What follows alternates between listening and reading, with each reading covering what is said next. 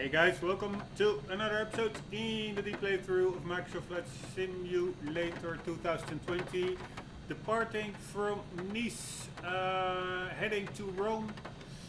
I already wanted to actually take off in the previous episode, but I got a little bit carried away with checking out all the different cockpit panels and functionalities. It was more of like one big learning moment episode for me.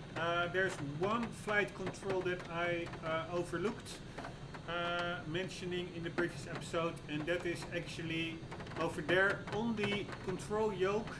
You see on the horizontal bar you see like trim, so that is like the trim level of the elevator, I guess, and that goes from up to down, DN.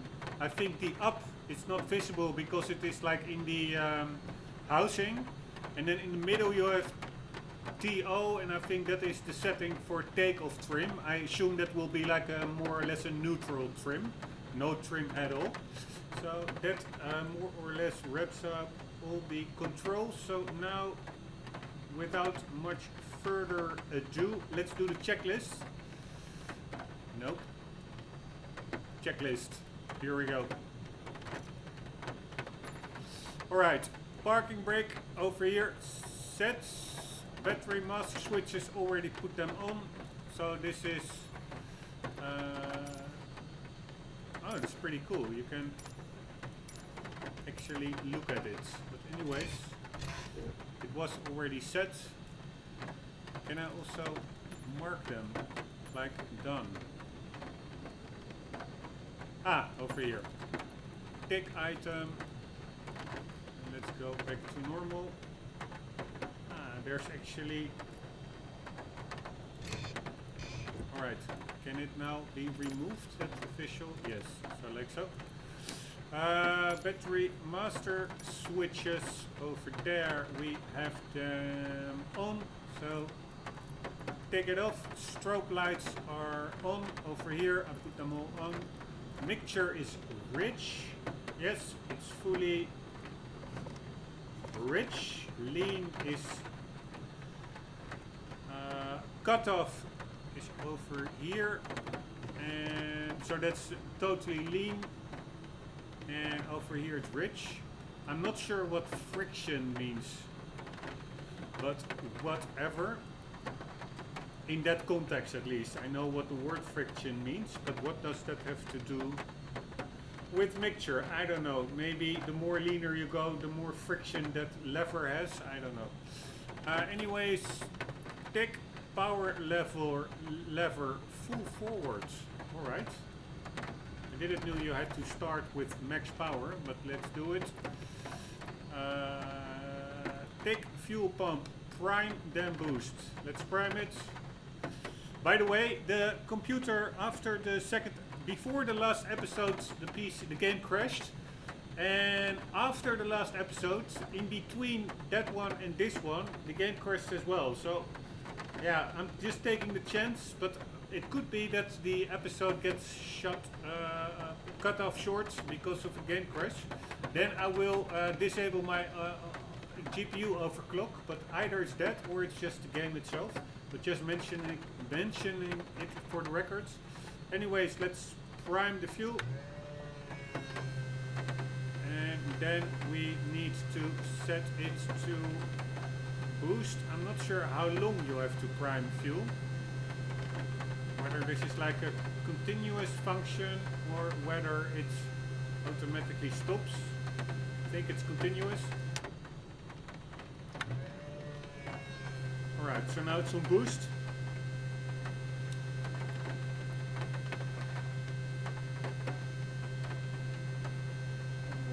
Before switching fuel tanks, I don't really understand. I'm not sure whether I need to keep this depressed, but whatever. Tick item, power lever, pull forward, open 1 inch. So you first have to pull it fully forward. That's probably because of the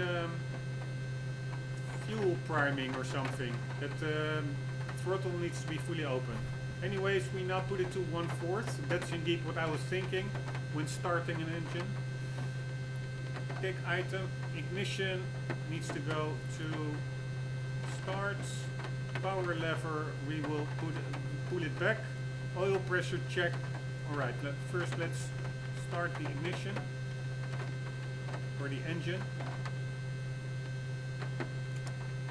Off, and then right alternator, left alternator, both, and we start. There we go. And pull back on power lever. So check power lever retard, oil pressure.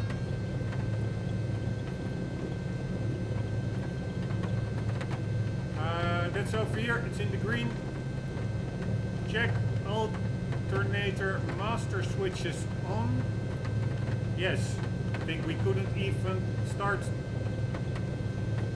alternator 1, alternator 2. I think we couldn't even start the engine without them on. So I'm not sure why that one is over here. But check avionics master switch. That's over here. That's on. Check parking brake. Release. Check. And we're good to go.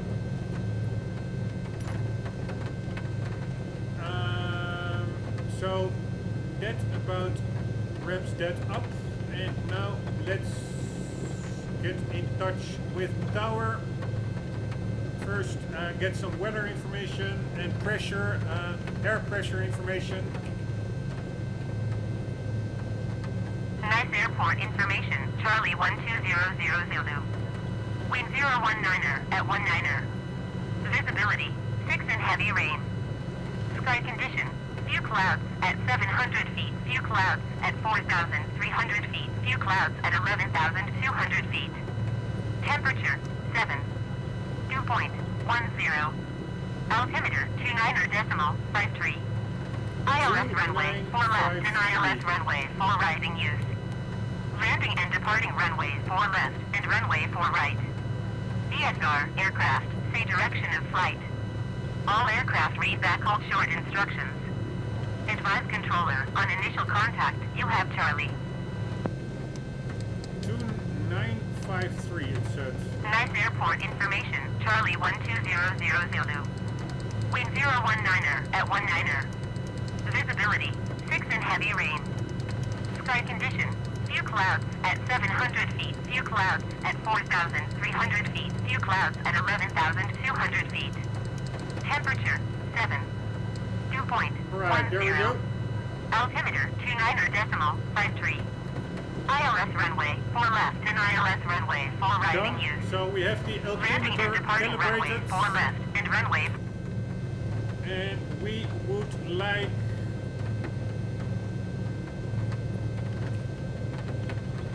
to request taxi and departure to the east. Nice ground, PHROM 88, request taxi for departure to the east with Charlie. PHROM 88, taxi to and hold short of runway 4 right via taxiway Delta, cross runway 4 left Alpha. Contact tower on 121.705 when ready. Nice tower, Corsica 309er ISR to Calvi, ready to copy. Corsica 309er is cleared to Calvi Airport as filed. Take off runway 4 left climb and maintain 7,000 feet. Departure frequency is 125.58 squawk 4551. Right. Taxiing hold short runway 4 right using taxiway Delta, cross runway 4 left Alpha, PHROM 88. Corsica 309er, cleared to Calvi Airport as... 1 second, I think there is a way to sometimes disable the ATC headphone, because it's quite annoying if I want to comment on something that I have to continuously wait for that other air traffic chatter to finish. So I think maybe it's in sound communication selection. All audio plays through the default audio device. This is just which audio device. Warning sounds in external VA at signal, VHF signal degradation, active window spatial sound, enable or disable window spatial sounds. I could try that in the next episode. I didn't mess with that yet. Mute audio in the background. Master aircraft. No, I don't see it here, but there was, I think, an option.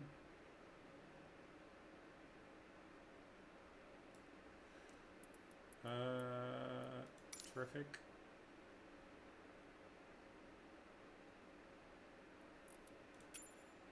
I think there was an option somewhere. 1 second. ATC.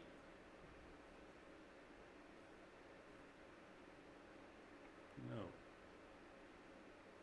Whatever. I think there is an option to disable it. Maybe it's in the cockpit itself, but I will do that later.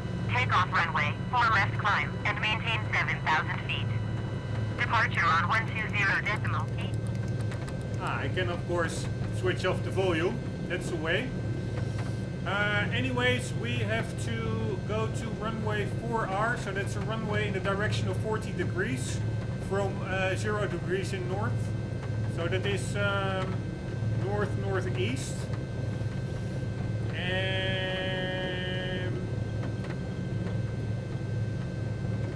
using taxiway D, so there are, I think, 2 runways in the direction of 40 degrees, so that is 4R, that's 4 right, and there is probably also one 4 left, and 4L is like a Lima, and we are 4 Romeo, and we have probably have to cross runway 4 Lima to get to taxiway D, or at least to get to runway 4 Romeo.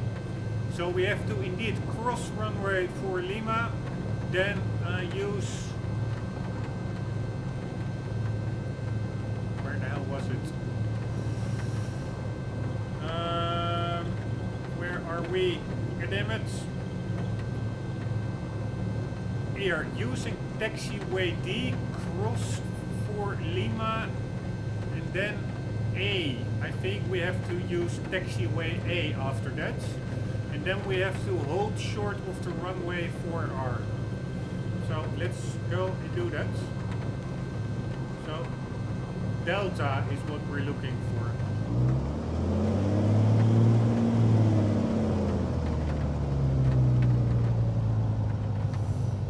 I'm always getting lost, but this airfield is pretty simple, straightforward.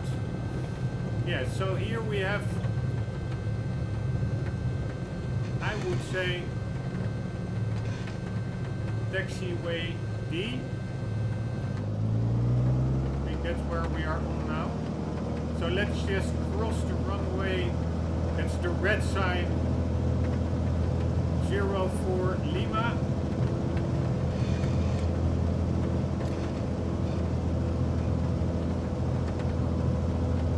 And let's see if it's clear.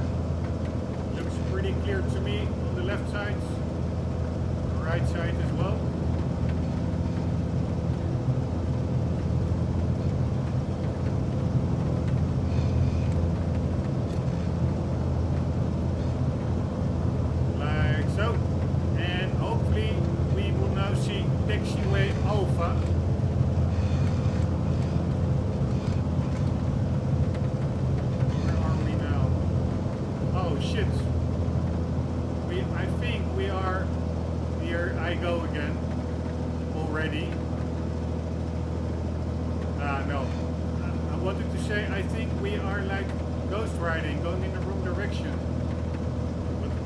This sign is only relevant for when you come from the other direction.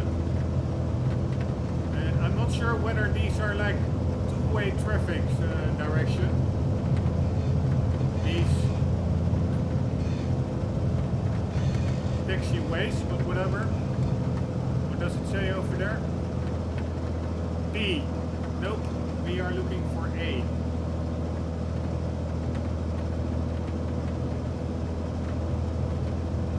There's an A, but that's a B. Right, a bit confusing. Like, I didn't see any. I assume I need to take this taxi route. This one it's not indicated what the difference is between these parallel taxiways. But whatever. It's all pretty straightforward here because there are only like 2 runways parallel to each other. So it's not a big of a maze like many other airfields can be. Right, this is A. I still see B. Ah, here's A, very nice. So I would say we have to hold short over here. And let's contact tower.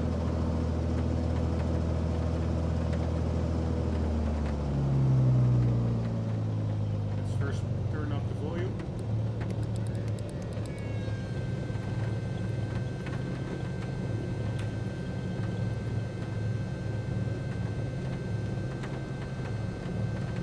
Nice tower PH Rom 88 at runway 4 right ready for takeoff departure to the east. PH Rombbb 88 cleared for takeoff runway 4 right. Caution, the generic taking off runway 4 left. East departure approved. Caution, the generic taking off runway 4 left. East departure approved. Alright, we are Cleared for takeoff runway 4 right PH Rom 88.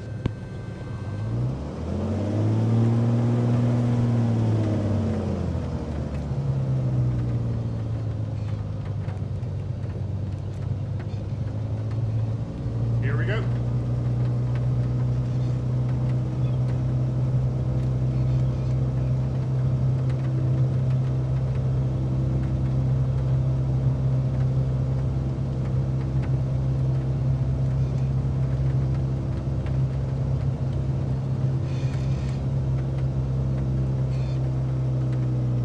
Alright, let's do it the correct way and incorporate the checklist.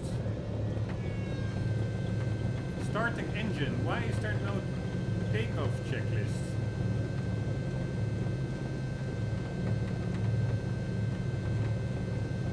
Alright, it's not here. Fine by me. I'm not really sure when I have to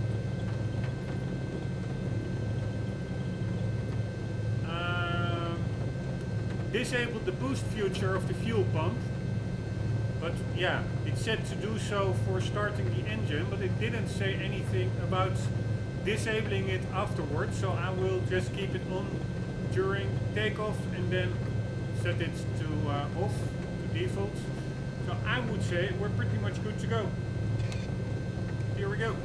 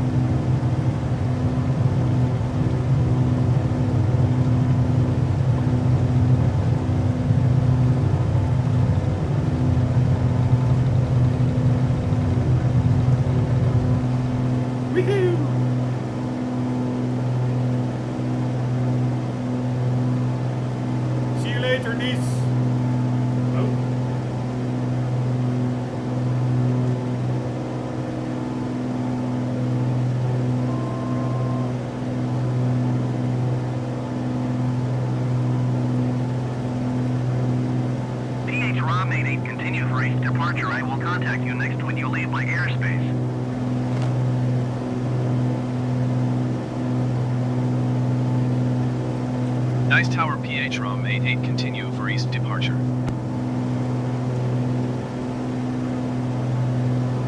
It's not like the usual nice weather in the Côte d'Azur.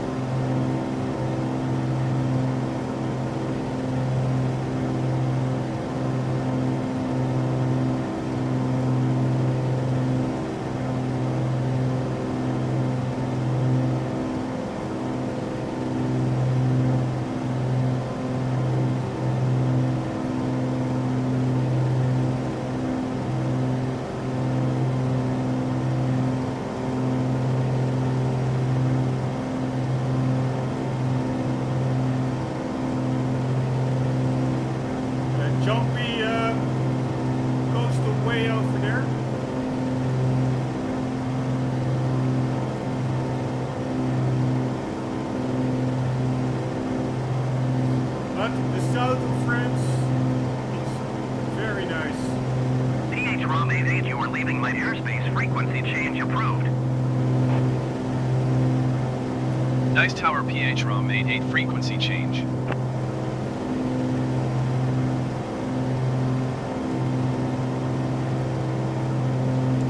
Right, I am curious when I will trim the plane, whether that will be visible over there. So I'm trimming it now.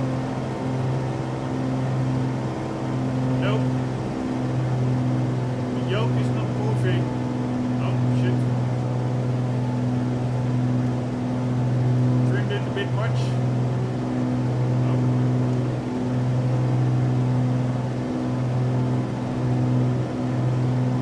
I think I may have even trimmed it left to right, accidentally.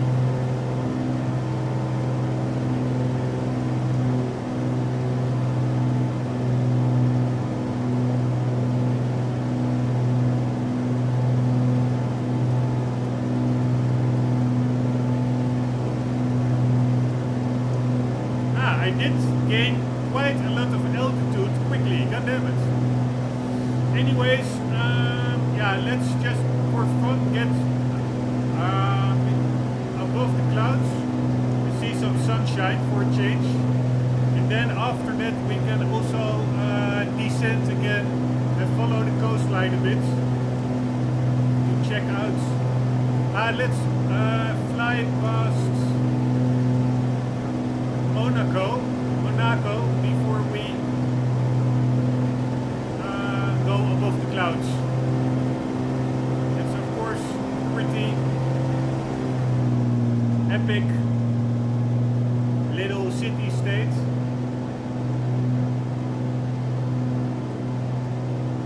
Is it over there? Yeah, I think that's Monaco over there. I'm not really sure. No, I don't think that's it.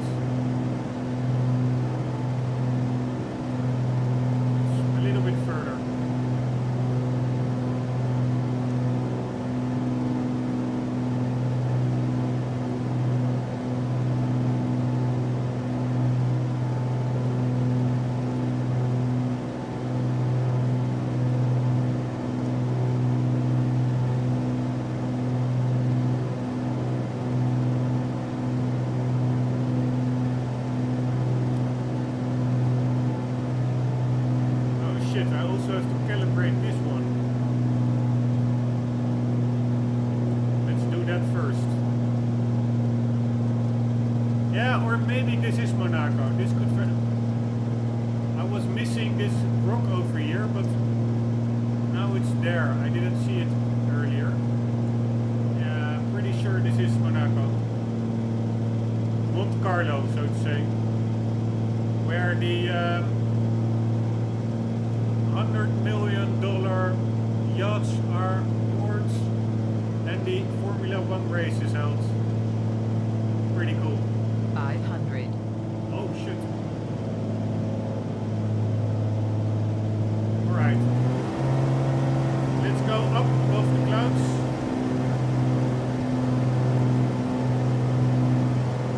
Beautiful swimming pools everywhere. Obviously. This is the place of the rich and the famous. Nice tower, Air Portugal 48411 miles southwest inbound for DME Alpha runway 4 right approach. Air Portugal 484, nice tower. Cleared Mueller, DME Alpha runway 4 right approach. Altimeter 29er decimal flight 31019 at 12.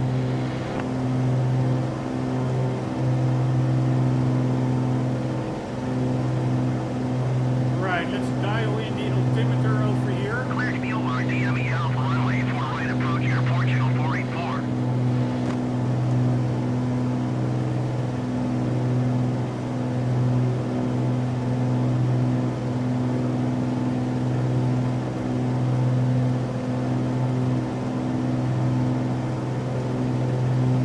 What was it again? 2953.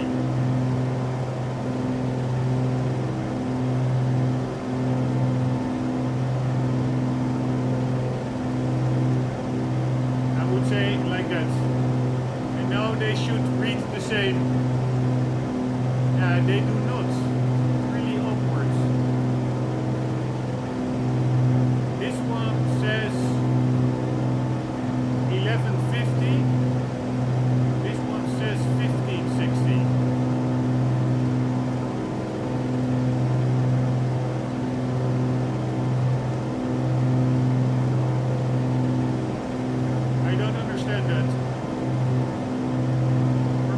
is correct.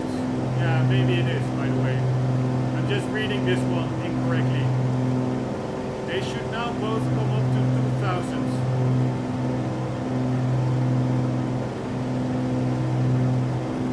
Right about now. Yeah, that's good enough for me. Anyways, we are totally flying in the wrong direction and almost hitting a mountain or a hill.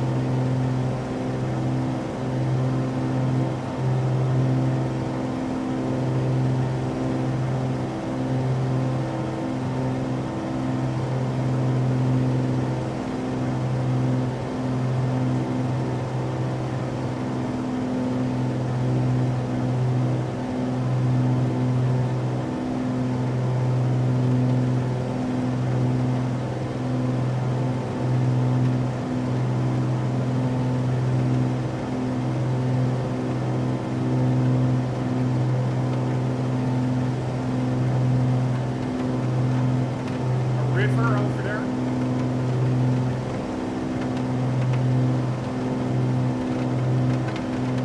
And we are going into zero visibility.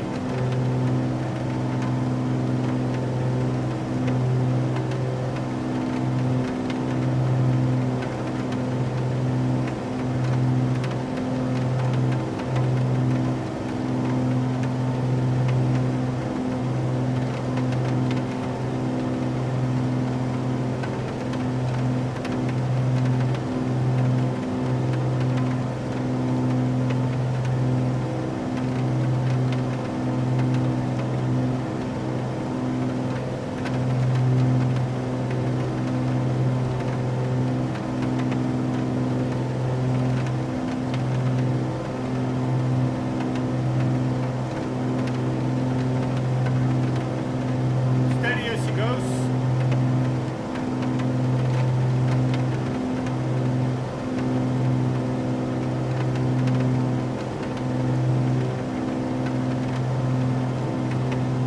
Air Portugal 484 cleared to land runway 4 right.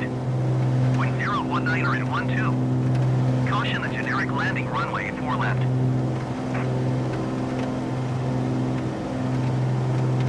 Cleared to land runway 4 right Air Portugal 484.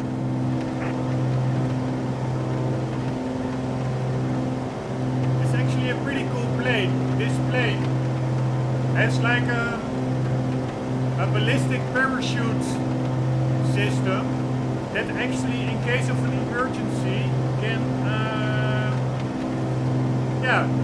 parachute the whole plane, not only the pilot, but the whole plane down to the ground. That's actually a system I was thinking about like years ago. Of course, I never had any money to develop something like that, and it was just remains like a brain fart, so to say, but actually really cool to see that it actually is a real life thing. I'm not sure when it was introduced, but I don't find that a weird thing, just for peace of mind as a backup system. Of course it weighs a lot, so that's probably why big airliners don't have it, but yeah, having a parachute deploy that can safely bring the whole plane to the ground